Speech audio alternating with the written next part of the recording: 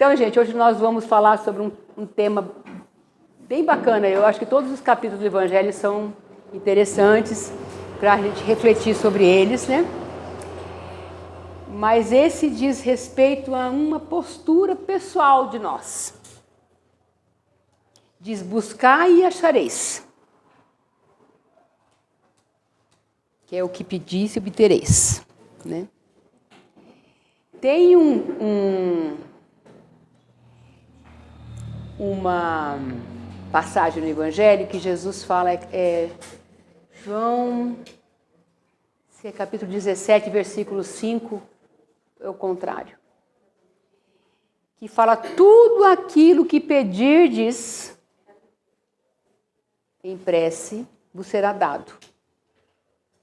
Porque mas antes ele fala assim: se vós permanecerdes em mim, olha aí, e as minhas palavras em vós, ou seja, se vocês estiverem próximos de mim e fizerem a vontade do meu Pai, tudo que pedirdes em oração vos será dado.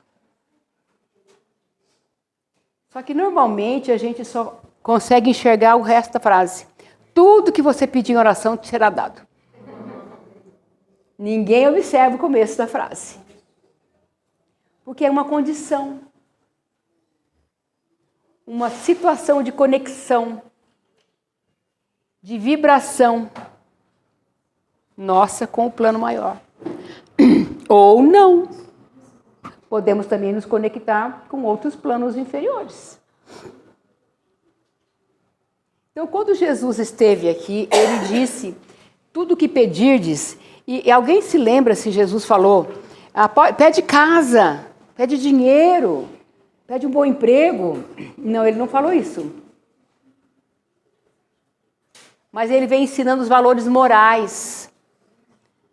O que seria ideal para o nosso espírito em evolução, em termos de comportamento. Viver no mundo como um homem do mundo é uma consequência. Porque nós estamos aqui nesse planeta, não tem como fugir dele. Agora, o que Jesus sempre pediu quando passou por aqui é que nós nos reformássemos como espíritos. Para que nós pudéssemos crescer. Para a gente não repetir de ano indefinidamente. Tudo bem, querida? Quando a gente vai para a escola para aprender uma lição e a gente aprende a lição, a gente não passa de ano. Mas não somos isentados da prova, certo? Ah, mas eu já sei. Tudo bem, você está falando que sabe, mas vamos ver se você sabe mesmo? Aí aplica a prova. O exame final, ou enfim, né? Mas eu já sabia tanto, né? Tem que provar. É na prova que a gente vê a condição que nós estamos como espíritos. Então, Jesus não falava aqui das coisas materiais, apesar dele dizer assim: dai a César o que é de César. Lembra-se? Quando interrogaram ele, querendo ver o que ele ia dizer acerca dos interesses políticos da época, né? Ele dá a César o que é de César. E a Deus o que é de Deus. Então, nesse pedaço buscar e achareis, vem dizendo da nossa responsabilidade com relação àquilo que nós pedimos. E tem também alguém me empresta um óculos, por misericórdia divina? Vamos ver. Ela sempre me socorre. A perneta que deu. Os meus todos quebram desse lado, o que será? Não sei, o meu também. Não vai dar. Gente, eu tenho uma coleção de óculos, tudo sem perna. 663? Aí você fala assim: mas adianta, dizem que tem uma lei do universo que não pode mudar. Adianta alguma coisa eu rezar? Se já está tudo escrito? Que não pode mudar?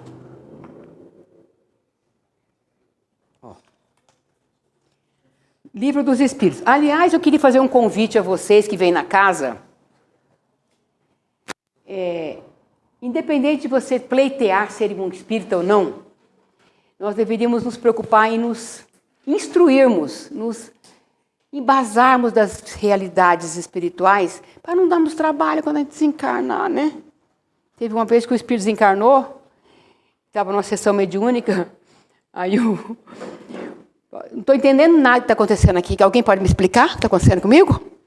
Aí o instrutor lá da sessão mediúnica falou assim, filho, só vou fazer uma pergunta, né? Você acredita em vida após morte, em vida após vida, né? Aí não, você quer dizer que é vida após a morte? Que seja, você acredita? De jeito nenhum. Que é isso? Estou querendo saber para onde eu vou, onde eu estava, não consigo voltar, ninguém me explica. Aí o instrutor falou assim, mas eu acho que o senhor tem bons motivos para começar a acreditar na vida após a morte.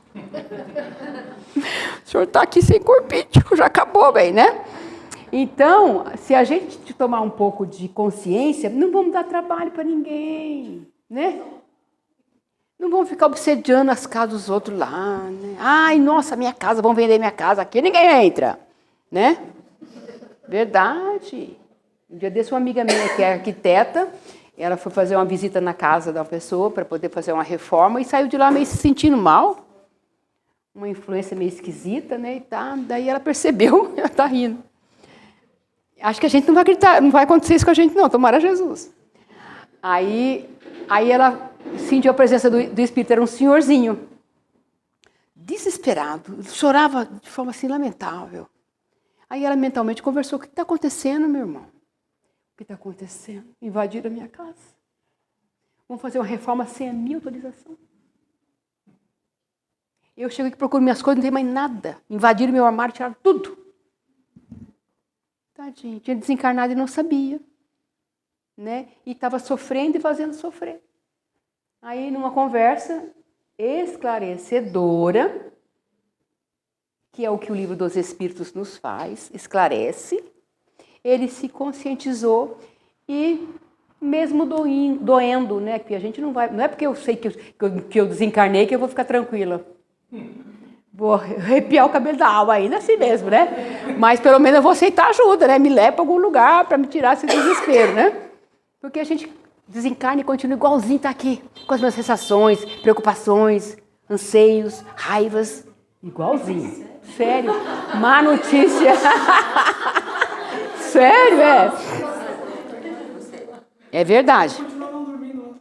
Não dormir. Quem tem insônia, dificilmente vai dormir lá também.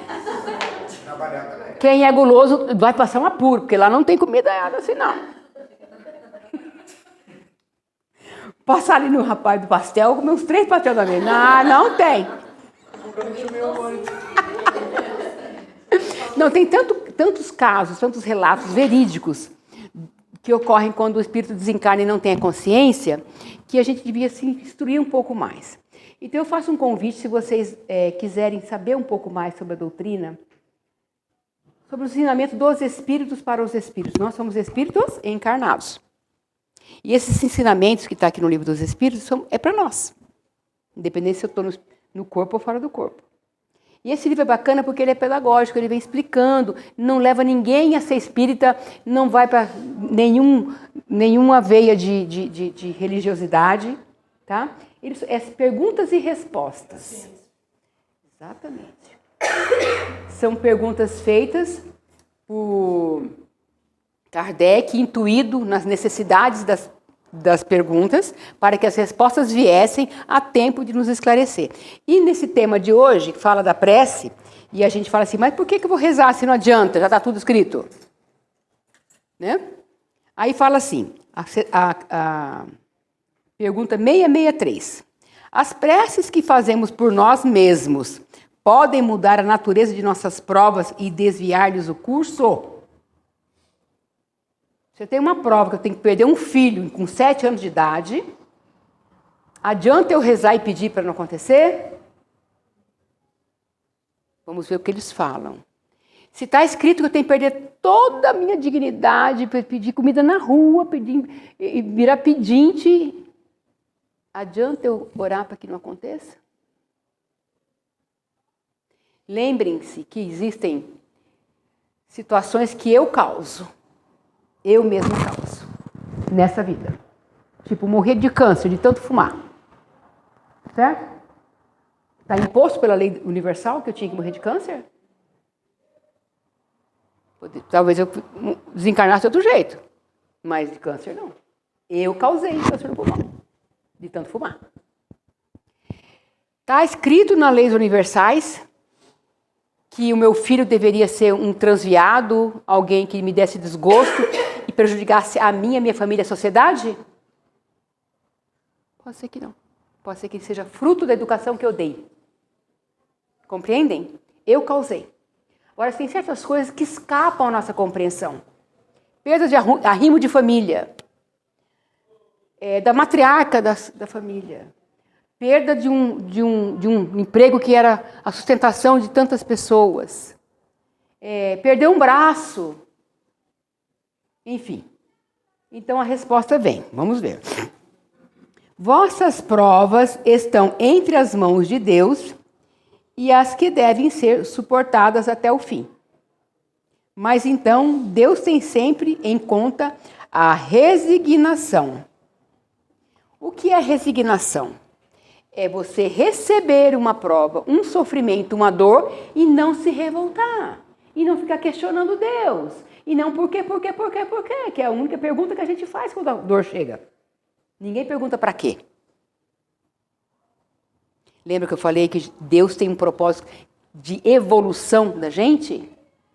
É um pai que anseia que um filho dê certo na vida. Que põe nas melhores escolas. Dá a melhor educação porque quer o bem. Não dá tudo o que ele quer porque não vai fazer bem para ele. Um filho que tem tudo o que ele quer, já estragou o filho. Por amor eu não dou o que você está pedindo. Então, Deus permite algumas coisas para que você cresça.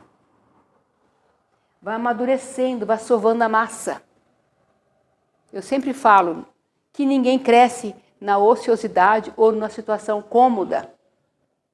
A dor é companheira, ela é benéfica. Aí fala, nossa, a Cléia é masoquista. Não. É porque a gente tem umas explicações que trazem para nós uma resignação, uma aceitação. Eu sempre falo de um exemplozinho. Isso não quer dizer que você consiga essa resignação aqui, já nessa vida. Pode ser que você venha trabalhando ela atrás, lá em outras vidas. E chega aqui, você dá de cara com a prova e fica ali legal na fita. Nada de revolta. Mas a pessoa nem é espírita, nem é católica, nem é nada. E olha como ela reage à prova, à dor, né? E a outra pode ser que seja lá o tempo todo, lá dentro da casa espírita, ou qualquer templo religioso, e se a dor visita, meu Deus do céu, fica sem falar com Deus a vida inteira. Fiquei todo de mal. Perdi a fé em tudo que eu queria. Então, o que ele fala aqui é: Deus tem sempre em conta a resignação. A prece chama para vós os bons espíritos, quando eu oro e me conecto, vibração, lembra? Que vos dão forças para suportá-las com coragem, e elas vos parecem menos duras. A dor existe ali? A dor acabou porque você rezou? Não. Você está rezando, e a dor continua ali? Continua. Mas com a prece e a resignação, ela se torna menos dolorida, mais fácil de ser suportada. Já o dissemos, a prece não é jamais inútil, quando ela é bem feita, porque fortalece e já é um grande resultado. Ajuda-te e o céu te ajudará, sabes isso? Aliás, Deus não pode mudar a ordem da natureza ao capricho de cada um. Porque aquilo que é um grande mal, sob o vosso ponto de vista, pequeno e estreito, e a vossa vida efêmera é frequentemente um grande bem na ordem geral do universo. Tem uma frase que fala, nem todo mal é um mal. Só que temos que ter paciência para guardar no tempo. Com resignação, com aceitação, para saber o que aquela dor quer fazer em mim. Talvez se eu não tivesse passado por aquela dor, por aquele estágio de prova ou expiação, talvez hoje eu não fosse a pessoa que eu sou. Lembre-se, eu estou sempre falando de reforma espiritual, íntima. Mas às vezes acontece também que Deus permite que você, às vezes você fala assim, nossa, perdi o emprego e agora coisa, calma, entrega, se resigna, pede ajuda e força para suportar o tempo, daqui a pouco uma porta melhor se abre para você. Se você não tivesse perdido aquele emprego, talvez você não estivesse na situação que você está hoje. Eles conduzem, mas é baseado no merecimento e na resignação. Resignação é humilhar-se frente a. Tá tudo bem, ok. É assim, então tá bom. Há um tempo atrás, eu não diria, seja feita a sua vontade. Eu dou meu testemunho. Mesmo já caminhando na doutrina, já enfrentei situações em que eu me negava a dizer, de jeito nenhum, que seja feita a sua vontade, nada, é a minha. Mas a massa tem que ser sovada. Meu amigo, ele sabe, em menos de 22 dias eu perdi minha irmã, minha mãe, minha madrinha e meu cachorro está com câncer. Há um tempo atrás, eu talvez ficasse de mal de Deus. Em 4 anos, perdi meu marido também. E meu cachorro. Então, por que é uma pergunta errada? É pra quê? E eu digo que eu acho que eu sou ninja. Porque por menos, bem menos que isso, eu não estaria falando com vocês aqui. Me faltaria forças. Então isso é um presente, a doutrina é um presente. Isso aqui é uma salvação. Olhem em volta. A minha mãezinha desencarnou, e tem até uma amiga minha que ficou na mesma situação, que perdeu a mãezinha dela recentemente. E que se ela tivesse saído do hospital, eu não sei o que seria da minha vida hoje. Porque ela não estaria mais a minha mãezinha que levantava de manhã e falava, bom dia, Cleuzinha, vamos tomar um cafezinho. Não. Ela estaria totalmente dependente. Ela estaria sofrendo a prova que estava reservada para ela, mas essa prova não estava para ela. Porque se tivesse, ela tinha ficado em cima de uma cama, à mercê dos outros. E quando algo parecido acontecer com a gente, pensa, para quê? Nesses últimos anos que eu convivi com a minha mãe, um pouco mais debilitada, né? Eu consegui uma graça muito grande, que é a paciência.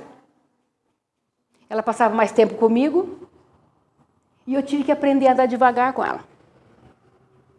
Anda devagar, Cleo. Olha que eu sou plugada, hein? Eu atropelo até a mim mesma. Aí relaxei, não, vai chegar lá do mesmo jeito. Para quê? Para desenvolver em mim o que precisava ser desenvolvido ainda, paciência. E muitas outras coisas foram desenvolvidas. Eu achei que eu não tinha fé. Sempre achei que eu não tivesse fé. Talvez a fé tenha um outro nome. Força, resignação e coragem.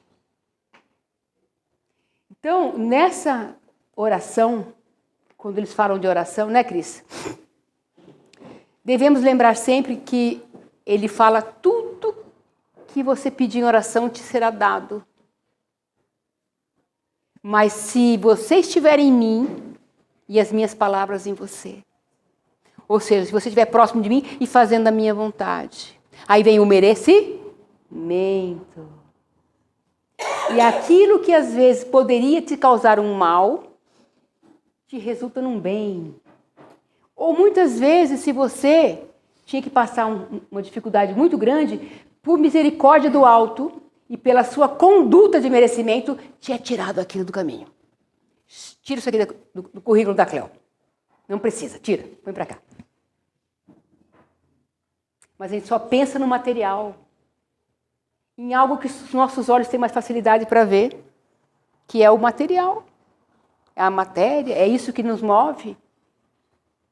Eu pedi tanto para conseguir um emprego naquela empresa, mas eu já cansei de rezar e ninguém me escuta. Lembra que falam assim, quando na oração, eles te enviam bons espíritos para te auxiliarem e te intuírem a boas resoluções. Às vezes você está num processo, está meio perdidão, não sabe que decisão tomar.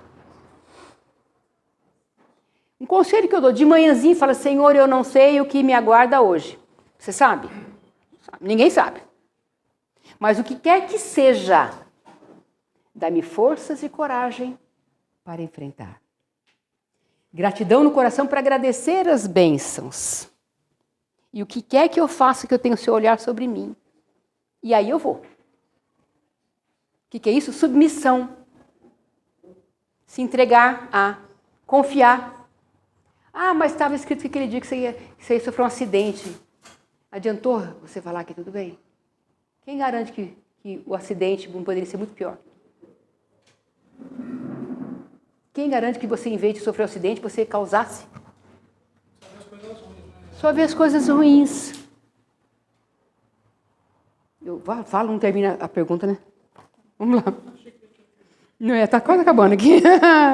Então fala assim, ajuda-te, o céu te ajudará. Diz assim, da postura sua frente às suas buscas. Ah, eu quero conseguir algo, mas eu não faço nada para conseguir. Eu quero arrumar um emprego, mas não saio de casa para procurar a criatura. Não é? Mas eu devo pedir melhoria interior. E aí eu não me esforço, não oro e não vigio.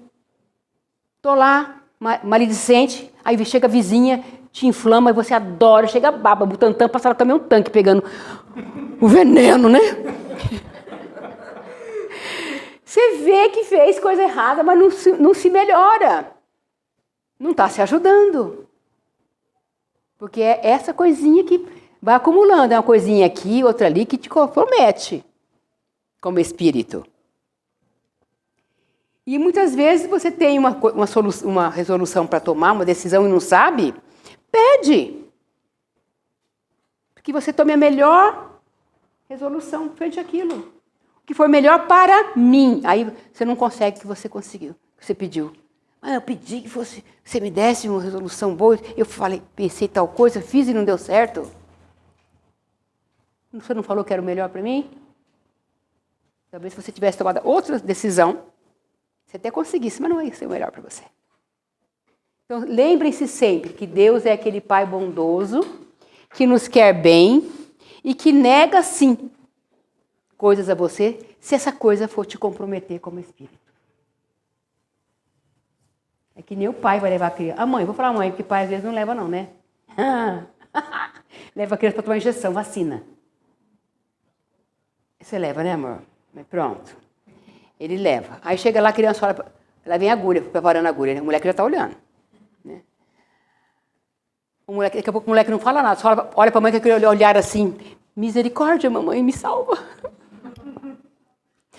Aí a mãe, ai, não quero nem ver. Mãe, me acode, mãe, socorro. Aqui, todo mundo no quarteirão escuta a criança gritando. Aí a mãe, por dó, outro dia eu volto, filho. Vamos, filho, embora. E era uma vacina importante. Ele adquire uma doença e morre. Foi amor? Temos que pensar nisso quando falamos de Deus. Que Ele permite a dor para que você se cure. Aí a mãe olha e fala assim, filho, por puro amor, por te amar desesperadamente, eu vou segurar você. Não vou nem... Vou ajudar o rapaz da vacina. Vou te segurar, para você não fugir. Mãe, você me traiu, além de não me ajudar, a senhora me segura, você me traiu.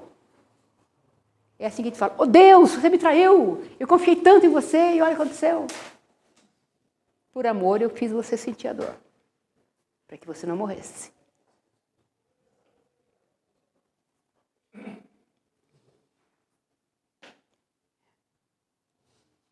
Deus não pode mudar a ordem da natureza, é o capricho de cada um, porque aquilo que é um grande mal sobre o vosso olhar, chega a ser um bem. Depois, quantos males não há de que o homem é o próprio causador? Já falamos disso aqui. Entretanto, os pedidos justos são mais frequentemente atendidos como não pensais. Justiça. Quando eu peço uma coisa de cunho evolutivo espiritual. Senhor, me dê paciência, me dá força e coragem. Me dê enfrentamento. Me dê a coragem de enfrentar essa situação que é nova para mim e nunca vivi. Me conceda o sono para que eu descanse. Presença de bons amigos. Você pede isso e à noite os bons amigos vêm. Te aplicam um passe, dão um remedinho e você adormece. Mas às vezes é merecimento, às vezes é o necessário. Então, quando fala que os pedidos justos são mais atendidos do que os efêmeros, ou aqueles que nós entendemos como bom para nós, devemos entender esse Pai amoroso, que nos dá aquilo que é melhor para nós. Credes que Deus não vos tem escutado, porque Ele não fez um milagre por vós, enquanto que vos assiste por meios tão naturais que vos parecem um efeito do acaso ou da força das coisas. Frequentemente, ou mais frequente mesmo, Ele vos suscita o pensamento necessário para vos tirar da confusão. Amigos do alto, há contato com o seu pensamento e força vibracional na prece sincera, vem em seu auxílio e te intuem a tomar decisões, a tomar um caminho que você não costumava fazer para evitar um acidente, a encontrar um amigo para levar uma palavra que você fazia tempo que não via aquele amigo. Às vezes você abre a boca e fala para ele coisa, você nem imaginava que você ia falar aquilo. Aí aquele que é presunçoso acha que é ele que é o causador da coisa. Aí, mas que bela intuição que eu tive, não? Como eu sou super pop mesmo. Demais. É o orgulho, né? Quando a gente sabe que nós estamos cercados. Tem uma passagem de Paulo de Tarso que ele fala assim, filhinhos, acho que agora parei de ler. Passa lá atrás. Filhinhos, olhos atentos vos observam. Oh, nossa. Devemos entender dos dois lados. Quando nós pedimos em prece fervorosa, de vontade do coração da alma, qualquer coisa que eu peça, boa ou ruim, eu estou meio arriscada a receber. Então, se eu tenho um propósito ruim para com alguém, e eu estou imbuída de uma raiva muito grande, um exemplo, vou dar um exemplo bobice, como diz o mineiro. Na adolescência, tinha uma mania da gente brigar na escola e falava assim, tomara que caia um tombo. Era batata. A pessoa passava a tropeçar, plaf, caía no chão. Então, a gente achava, né, que era o acaso. Mas o nosso pensamento, ele faz coisas acontecerem. A energia oriunda do sentimento, do pensamento faz. Não tem aquele negócio de quebranto? Da mulher que olhou os pintinhos no quintal, morreu tudo? Seca a pimenteira? É imbuída de um sentimento nocivo. A pessoa nem sabe, nem tem nem consciência que ela tem esse sentimento. Por isso a necessidade de se olhar, de se reformar, para ver o que está acontecendo comigo, que tipo de sentimento está me habitando. Porque se eu não observar isso, eu vou continuar caminhando, passeando no parque, do jeito que eu vim, eu não me reformo. Aí eu volto para passar tudo de novo. E eu torno a falar. Nós não podemos ter a pretensão de achar que nós devemos passar por esse planeta, dessa encarnação, isento de sofrimento. Quem tem sobre si a responsabilidade, um exemplo, de cuidar de uma família inteira, um exemplo, tá? Cabe a você, tudo. Financeiramente, administrativamente, tudo. E às vezes a pessoa reclama, né? Nossa, olha como é que eu sou, né? Tudo eu. Ali, às vezes, está uma grande chance de reparo em danos causados anteriormente. Porque todo mundo aqui acredita que nós já viemos de longa data, né? E você, bonitona do arquinho, cheio de pérola, também acredita? Então, esse acreditar é muito importante porque nos acalenta também. Isso. Tem uma pergunta também no Livro dos Espíritos que fala assim, como eu posso saber quem eu fui na outra encarnação? Pretensão. Acho que eu fui uma rainha, né? Ninguém falou que foi pedinte de rua. A ansiedade é para saber se foi rainha. Já está aí o orgulho, né? Mas olha a nossa preocupação. No ter, no poder, no temporal. Olha a resposta dos Espíritos. Observa-te. Como saber quem você foi no passado? Se observe. Não trata de moralidade? Não trata de postura? Se eu sou uma pessoa muito egoísta, se eu sou uma pessoa fria, injusta, maledicente, boa coisa eu não fui. Estou trazendo. O orgulho. Então ele fala assim, não se preocupe com os postos que você ocupou. Né? Quanto valor você teve, poder. Se preocupe com o que você fez de você, do seu espírito, e que você ainda traz as sombras, as heranças. Então, se a gente, depois de uma passagem dolorida, não aprendeu nada, notícia ruim, vai passar tudo de novo. A gente não quer, né, Cris? Ninguém quer. Então é bom que a gente aproveite a chance. Aproveite a chance que nos é dada a todo momento, a todo dia, toda hora. Naquela conversa com o seu amigo no café, naquele silêncio que você poderia fazer frente a uma maledicência e você não fez, você botou mais lenha na fogueira. No julgamento desnecessário. Deixa pra lá. Não é com você, meu. Mas a gente cria hábitos. E os hábitos são ferrenhos. Para se livrar deles, há que ter um esforço. E a maledicência é uma. Então tem gente que assim baba por uma oportunidade para falar mal do outro. Né? Quando está sozinha... cala-te boca, Deus está vendo. Né? Tem uma novelinha das 6, 7, que tem duas senhoras que falam no telefone na janela. Elas ferrenhamente descem além de todo mundo. Aí fala, cala-te boca. Deus está vendo. Né? Então, assim, julgando o outro, perdendo um tempo precioso. Não pode morder a língua porque o veneno está ali latente mesmo. Assim, né? Toda reserva danosa está ali na própria língua.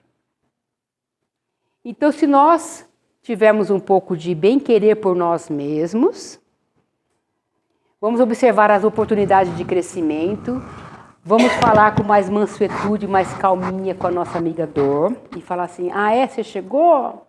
Chamei não, mas já que você veio, não vou te expulsar, tá legal? Quer entrar, tomar um café? Ai, meu Deus do céu. Aí a dor chega, senta, toma um café com você, né? Que agora ela é sua companheira, não vai embora tão cedo. Vai doer? Vai doer. Mas é melhor você fazer as pazes com ela. E se precisar, pergunta, o que você quer de mim? E os bons espíritos, imbuídos da missão que eles têm, que é auxiliar Deus na nossa evolução, vai fazer sua consciência despertar. Às vezes você está lidando com uma situação muito difícil, mas você está com uma mágoa muito grande de alguém e não consegue de maneira alguma perdoar essa pessoa. E aquilo está incomodando, cara. Aquele negócio parece uma obsessão. Né? Não vai embora. Você dorme pensando na criatura, acorda pensando na criatura e fala, tomara que caia um tombo. Né? Mais ou menos assim, né? Se for só desejar o tombo, ainda vai, né?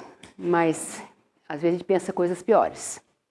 E às vezes não pensa nada, só não perdoa. Faz mal pra gente. O outro nem sabe que você está com a mágoa dele. Então, na oração, o que é prioridade? Prioriza isso que está te incomodando, pede a Deus, Senhor, força, coragem para perdoar essa criatura. Pai queria um crente. Isso é de Deus, não. Carboniza ele. Né? Temos que enfrentar a realidade tal qual ela é. Ela dá risada. Tal qual ela é.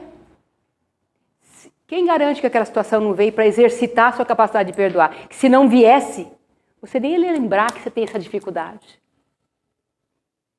E aí quando você consegue, é uma dádiva, uma libertação. Então por isso que eu falo, se vocês quiserem ter um pouco mais de esclarecimento, peguem esse livro, peçam emprestado. É um livro pedagógico. Tem perguntas que qualquer um gostaria de fazer. Né? Não vai obrigar ninguém a ser espírita nem nada. Só vai instruir vocês acerca da verdade universal. E quando a gente ora, acha que nós estamos orando assim para um Deus que está sentado numa poltrona, as nuvens passando assim por trás, uns raios de sol, né? Uma figura com olho, boca, nariz, e que tem aquela voz poderosa. Né? E a gente esquece que Deus está em todos os lugares. Mas o lugar que Ele mais está é dentro da gente. Ele é o próprio fluido cósmico universal, que cria tudo, transforma tudo. Quando eu tomo água, ali está Deus, na água que eu estou tomando. Quando eu tomo banho, está ali naquela água bendita que me permite a higienização do corpo. Quando eu respiro Deus. É o fluido cósmico. Então não se preocupe em buscar Deus longe, é dentro de você que está. E uma prece verdadeira mesmo, é aquela que vem do coração. E a gente tem que encarar Deus como o melhor amigo que nós temos. E o amigo não remete à intimidade, à confiança. Aí você fale e diga assim, Deus, sem você hoje não vai dar. Sozinho eu não dou conta. Por favor, quebra o meu galho. Eu não rezei Pai Nosso, e nem Ave Maria, mas aquele pedido saiu tão do fundo do meu coração, que essa é a verdadeira prece. A espontaneidade, a veracidade do sentimento que está imbuído na sua oração, a energia das suas palavras, a sinceridade com que você acessa esses amigos que te apoiam. Ah, mas se eu não orar não recebo nada? Recebe. Tem gente que não sabe rezar, mas ele está com a palavra de Deus dentro dele. Se vocês permanecerem em mim e a minha palavra em vós, tudo que pedir eu te dou. Então tem gente que acha que para a gente ser merecedor de alguma coisa, você tem que seguir uma religião, você tem que ir no centro espírita, você tem que ler todas as obras que nos instruem. Isso não quer dizer que você não deva, mas a prioridade é a sua reforma íntima, é o que você é como espírito. A caridade nos atos que você comete. Lá onde eu trabalhava, tinha um senhor que ele se dizia ateu. E ele realmente, falar de religião para ele era perda de tempo, né? Então, à primeira vista, você dizia assim, nossa, coitado desse homem, né? Vai ser perdido, vai morrer, vai pular até o umbral, vai direto para o inferno, né? Aí, passado um tempo, chegou lá uma senhorinha, queria falar com fulano de tal, doutor fulano de tal. Ah, não tá. Posso ajudar? É que eu vim trazer a minha conta de luz, que ele pediu, que ele paga para mim todo mês. Eu vim trazer. Passado mais um tempo, fiquei sabendo que esse homem era responsável por um projeto de uma horta, aqui no Parque Meia Lua, que atendia inúmeras famílias. Passado mais um tempo, eu percebi que na sala dos alunos de mestrado e doutorado nunca faltava fruta e nem suco. E ninguém sabia quem comprava tal das frutas e suco. E ele tinha um acordo com uma moça lá que não era para falar que era ele. E ele dava o dinheirinho toda semana e ela ia lá e abastecia de fruta e suco. E era para não falar. E eu ali, observando aquilo, olhei. Quem era que fazia mais caridade? Eu ou ele? Muito mais ele. Eu não pagava conta de luz de ninguém. Não dava fruta para ninguém, nem tocava uma horta para manter famílias. E eu me dizia espírita. O evangelhão lá em cima do mesa. Entendeu? Exatamente. Esse estava perto de Deus e cumprindo a palavra dele, através das ações.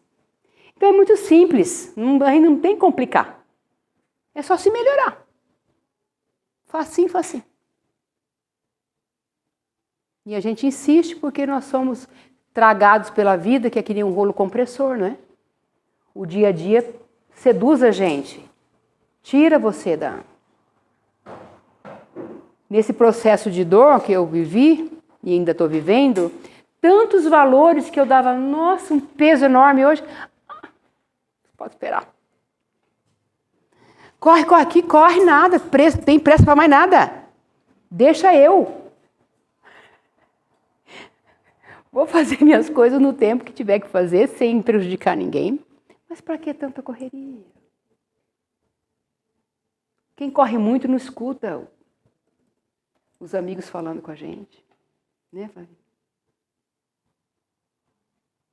E essa postura de se estiverem em mim, é minha palavra em vós, é no cotidiano, coisinha simples. Aquela pessoa que chega e você, há um tempo atrás, você estava até ensaiando o que você ia falar para ela. Saiu em frente ao espelho. É tudo louco. É. Hoje a pessoa vem, pode falar o que quiser.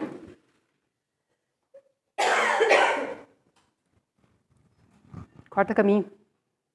Porque não é mais importante. Você só quem quer dirigir com um maluco que dirige, porque eu vou me incomodar. Dirigir? É, no trânsito. Então, pra quê? E aí torna um hábito, né? O pezinho vira um chumbo. Ah, não vou não. Não. E... Muitas vezes a gente ora, mas nem sempre a gente está sensível a perceber que vem de resposta. Então, cabe também isso que você percebeu, se acontece contigo, pedir na prece. Senhor, abra meus ouvidos aos seus conselhos. Nós temos que ser sinceros. Às vezes tem vergonha de falar umas coisas. Quem percebe o que está acontecendo não fala, porque é bobice. Não, é importante para você abrir seus ouvidos. Porque às vezes você está recebendo bons conselhos, mas por causa de algumas condutas suas ou heranças que você traz, nós atraímos amiguinhos com a gente também, que não querem que você ouça mesmo. Lembra quando ele brigava em casa, que o irmãozinho falava assim, de pirraça para que eu não estou ouvindo o que você está falando, eu não estou ouvindo o que você está falando? É mais ou menos assim. Eu não quero que você ouça. Então há um bloqueio. Mas se você pedir com sinceridade, aos poucos vai percebendo que você vai ficar mais sensível às boas intuições, aos bons conselhos. Porque eles não faltam, estão o tempo inteiro com a gente. E eles falam mesmo no Livro dos Espíritos que eles se alegram com a nossa alegria e se entristecem com o nosso fracasso. Com a nossa tristeza, com o nosso desânimo. Quer ver um desespero de um mentor? É quando a gente começa com um pensamento muito abaixo da vibração indicada. Com desencanto pela vida. Porque a vida é o maior presente, a maior dádiva, a maior oportunidade que você possa ter recebido na sua existência como espírito. É uma reencarnação. E aí você começa a pensar bobagem, porque a vida não está boa, para que eu vou continuar? Por isso que se instruir é bacana. Porque se você acha que você tirando a sua vida você vai resolver seus problemas, você vai estar adquirindo 10 vezes mais. Então, com a consciência, você já pensa 2 vezes. Então, a doutrina ela vem para quando Jesus se foi, e ele veio e se materializou junto aos apóstolos e consolou os apóstolos, dizendo assim, olha, não se preocupem tanto. Eu entendo que vocês estavam contando que eu podia continuar com vocês, né? Etc. Numa linguagem atual, assim seria mais ou menos esse papo, né? Mas eu não vou deixar vocês sozinhos, não. Né? Eu fiz a minha parte, deixei vocês estruturados para continuarem, mas eu não vou deixar vocês sozinhos, não, porque seguir sozinho é difícil. Eu vou voltar para o meu pai, mas eu vos mandarei um consolador.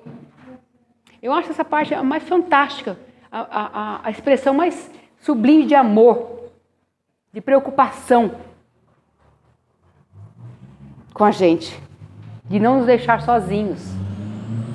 E aí ele fala assim, que esse consolador que ele pediria ao pai para mandar, faria com que nós lembrássemos do que ele falou. Isso quer dizer o quê? Que nós estamos fadados a esquecer algumas coisas. Certo? Quando a gente reencarna, a gente não perde a memória do que nós fomos, mas a essência fica. Mas é necessário que a gente esqueça algumas coisas, deixe na outra encarnação isso e passe a vivenciar uma nova experiência, justamente para que você não sofra as influências anteriores. Mas ele diz assim que poderia ser que as pessoas, os homens da Terra, esquecessem os ensinamentos dele. Então, esse Consolador viria fazer lembrá-los. E aí disse mais, além de fazer vocês lembrar o que eu disse, esse Consolador vos falará muito mais coisas que eu não ainda vos disse. Por quê? Porque naquela época não tínhamos maturidade para entender o que nós temos hoje. E o que seria esse Consolador? O Evangelho segundo o Espiritismo. As obras kardecianas, olha aqui. Isso aqui é uma sumidade em termos de instrução. E o Evangelho é a base que devemos seguir, é o caminho seguro para a nossa evolução. Então, falar de reencarnação naquela época era loucura. Mas ele ainda falou, ele tentou. Aquele que não nascer de novo, não poderá ver o reino de Deus. Nascer de novo é reencarnar num outro corpo com uma nova experiência. Para vivenciar coisas, experimentar dor, para sovar a massa e você ficar melhor. E ficando melhor, você vai vivenciar a energia cósmica do reino de Deus, que é a paz interior. Só se reformando, senão você não consegue. E ninguém faz isso numa encarnação só. Tem que ter várias. Tem que nascer de novo muitas vezes. E se eu não acredito, eu posso perder uma encarnação inteira, porque eu não me aplico à minha reforma, porque não tem mais nada depois e nem teve nada antes. Para que você é uma pessoa boa? Se não há justiça? Que lei do retorno é essa? Não existe. E se nós nos conscientizarmos de que a lei do retorno é inevitável a todos, que não adianta você esconder nem debaixo da ponte, que ela te pega. Fez, levou. Mais cedo ou mais tarde. E quando a gente sofre, diz assim, Pai, obrigada por me permitir sofrer, porque eu sou pecador. Tem uma passagem também nesse capítulo que fala assim, quando você orar, não precisa ninguém saber que você está orando. Quando fizer caridade, ninguém precisa saber que você fez. Ou seja, não se mostre não, tá? Eu já estou te vendo. Aí diz que tinha lá um publicano e um outro lá.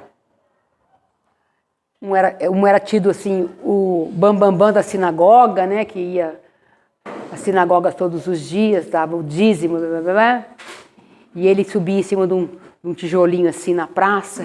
Ó, Senhor, Senhor, me abençoa, porque eu dou o dízimo todo mês, porque eu faço isso, que eu faço aquilo, e o povo passando tudo vendo ele, né? E o outro coitado lá, que ninguém dava nada para ele, quietinho, nem levantava a cabeça. Senhor, tem piedade de mim, porque eu sou pecador. Pelo amor de Deus, tem piedade de mim, porque eu sou pecador. Quem você acha que foi ouvido? Que prece tocou mais o coração do nosso Pai maior? Aquele que foi humilde. Que não se preocupou que alguém estava vendo ele. Não precisa. É o exercício da humildade, que é tão difícil para a gente. Às vezes você faz uma caridade e no fundo você fica querendo que alguém fale que você fez. Ah, eu não. Mentira, todo mundo quer. Raras pessoas que dizem que não quer. E se ninguém cita o nome dela, meu Deus do céu. Já magoei. Né? Então, também fazer caridade pensando em algum retorno para você, né? Sim. Eu vi umas coisas na época do Rio Grande do Sul, lá, das enchentes. Eu vi, por exemplo, pessoas influentes com muito dinheiro. O cara foi lá, ele tinha uma rede de farmácias. Ele foi lá e deu a farmácia para pessoas que perderam farmácia. Mas com produtos dele, a partir de então, tinha que comprar só na farmácia dele. Então, barganha, né? Ajudou, né? Restaurou a família ali, né? Ele perdeu o mérito. Isso aí não é doação, isso é empréstimo. É bem assim, ó. Você já teve a sua recompensa. Não é mais seu. Não é mais seu. Não tem endereço. Doa, tira de você, sai de você para o outro. Você pensa em doar, não, eu quero. Não, você está fazendo a pequena. Você está lá. Tem um exemplo desse que diz que chegou uma pessoa e deu uma rosa linda, maravilhosa, para um desses nossos queridos que nos ajudaram tanto na divulgação do Espiritismo já no Brasil, né? E aí a pessoa foi lá, nossa, aquilo é um presente maravilhoso, sabe assim? Daí, não, minto, a rosa não. Era um relógio. Olha, eu quero te dar porque eu estou tão grata do que eu recebi de você, não sei o quê, né? E dá o relógio, né? Assim. Aí fulano pega e bota o relógio assim, do ladinho da mesinha e fica. Continua atendendo, né? Daqui a pouco vem a senhora e fala assim, fulano, olha, eu recebi aqui uma receita de Bezerra de Menezes, mas fala que eu tenho que tomar de hora em hora e eu não tenho relógio. Como é que eu faço? Toma, minha filha, leva o relógio. A outra fala assim, que é isso? Acabei de te dar um relógio, você dá para os outros? Mas não é mais seu. Você já deu o relógio. Não faça essa bobeira de você querer tomar para si aquilo que você já não é mais seu, né? E a pessoa que recebeu o relógio aproveitou a oportunidade de fazer a caridade, se desprendendo do material. Porque às vezes o material é uma sedução para a gente. Não, repetindo de novo, não que você deva virar as costas para seus compromissos materiais, né? Para você manter a sua casa, a tua família, teus filhos, enfim, seus compromissos de acordo com as suas obrigações. Mas que peso eu estou dando aqui no efêmero e que peso que eu estou dando para o eterno? E digo mais, se preparem, se reformem, busque Deus enquanto você pode achar, enquanto as coisas estão bem. Porque a hora que a dona Dor chega, ela não avisa. E a bicha, ela não erra de endereço, criatura. Ela não vai no endereço errado. O carteiro pode errar, mas a dor não erra, não. Então, quando chegar, que ninguém arranque os cabelos, que ninguém se revolte e veja nela uma companheira. Porque ninguém passa por uma dor se não precisar. Ou é resgate, porque você fez doer, então dói, e você também. Ou é a prova que você precisava para tornar um espírito melhor. Cresci, me reformei, enfrentei a prova e venci. E venci, que delícia! Mas não se vanglorie muito, porque outras virão. Outras provas vão vir. Enquanto você está encarnado, as provas não deixam de existir. Pode ser mais leve, pode ser mais pesada. Às vezes a dor em você, você perdeu o seu marido, eu perdi o meu, um exemplo. Tá? Talvez em mim doa muito mais o exemplo do que em você. Depende do grau de evolução, de instrução do espírito, da vivência que ele tem. Só para terminar, tinha 2 velórios lá no Urbano, né? No Urbano que tem velório. Tinha 2 velórios no Urbano. Uma senhorinha estava se lamentando, arrancando os cabelos. Ela mais passava desmaiada do que acordada, porque o marido morreu. Então ninguém conseguia nem velar o morto, só para acudir a viúva. Na outra sala tinha uma senhorinha também que só chorava quietinha. Falava, vamos lá. Silêncio, ninguém ouvia nada. Só as lagriminhas dela. Está aí uma situação do bem sofrer e o mal sofrer. Até para sofrer tem que saber. Né? É que nem o Emmanuel falou para Chico gritava, valei-me, Nossa Senhora, o avião vai cair. Né? Pelo amor de Deus, pelo amor de Deus. E o povo estava apavorado, piorou, porque viram que o Chico estava no avião. Se o Chico estava gritando, então o avião ia cair mesmo. Né? Ai, valeu-me, Nossa Senhora, meu Deus do céu. Chico, daqui a pouco, Emmanuel lá no fundo. Lá. O que foi? Ele, nem vem. O avião está balançando, vai cair. E vai cair, eu vou morrer. Mas morre com educação, Chico, pelo amor de Deus. Olha o escândalo. Para ver se a gente tem essa educação para morrer, né? Eu vou gritar, arrancar os cabelos de medo, né? Mas é uma postura frente a. Esse Chico, com o conhecimento que ele tinha, se apavora diante das provas, quem dirá a gente nessa limitação?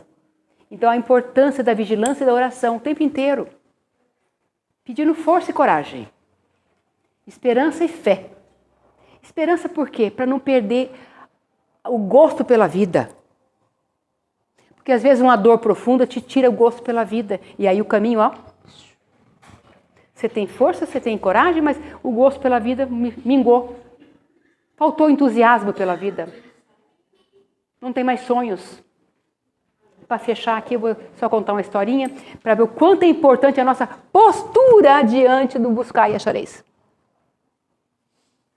Tinha um filminho, que eu não lembro mais o nome, parece que era História Sem Fim. Isso não vai denunciar a minha idade, tá? Interessa. Maledicência é feio, aqui não pode, tá? E aí, eles no meio da floresta tinham uns bichinhos, né? Era muito lúdico, né?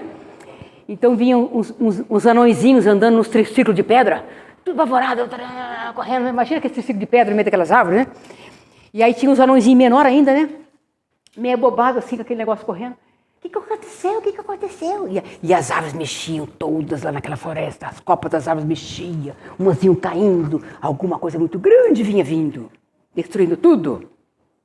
Aí o anãozinho perguntou pro anãozinho, do outro anãozinho lá do triciclo, o que está acontecendo? Aí ele fala, corre que ele está chegando. Mas quem? O nada. Mas o que é o nada? O triciclo vira para trás, é a ausência de sonhos.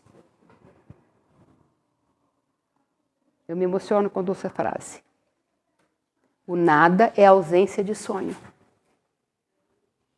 Nenhum espírito bom consegue fazer milagre em você se você não faz a sua parte. Busca e acha. Busca um sentido para a vida. Se ocupe com coisas úteis.